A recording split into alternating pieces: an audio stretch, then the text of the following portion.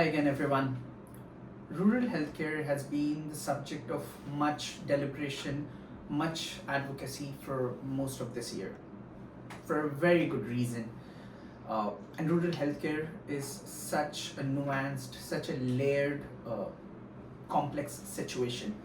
There's government, there's regulation, there is compliance, there's finances, there's infrastructure, technology.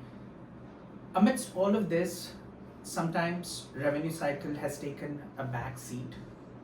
And while good work continues to happen on moving this whole conversation along, revenue cycle sometimes has felt like a lost cause within rural healthcare.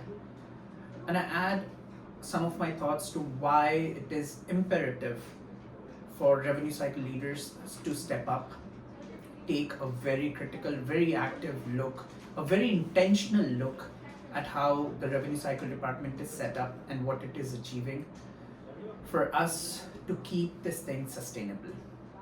Everything on the compliance and the bureaucracy side is a much longer, a much larger fight and will only have incremental benefits.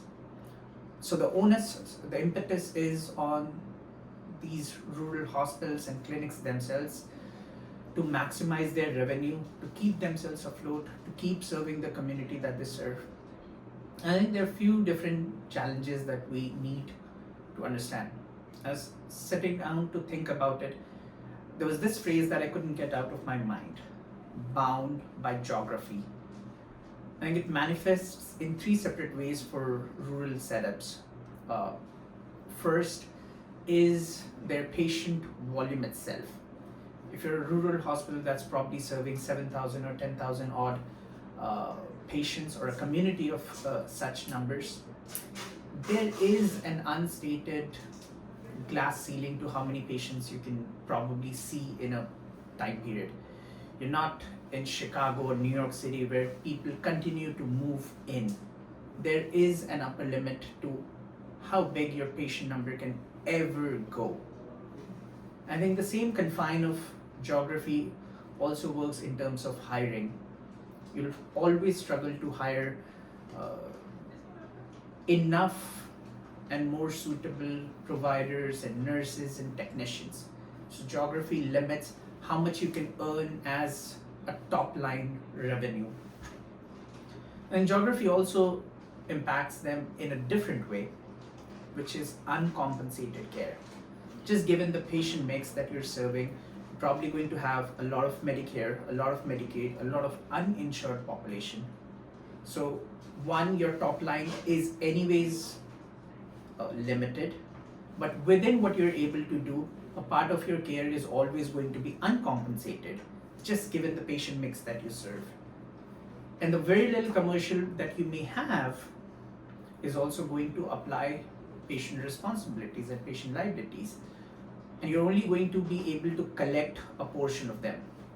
There's this sentiment that hospitals unwantedly have become money lenders, because insurers will apply a certain portion to the patient's responsibility they'll probably never end up collecting. So that's an undesirable impact of geography. And then geography also manifests itself in a third way. Like everything is just much more expensive to you, whether it is infrastructure, technology, the ability to hire the right kind of people. The rural communities that operate at almost 70-80% of the cost of living as bigger cities.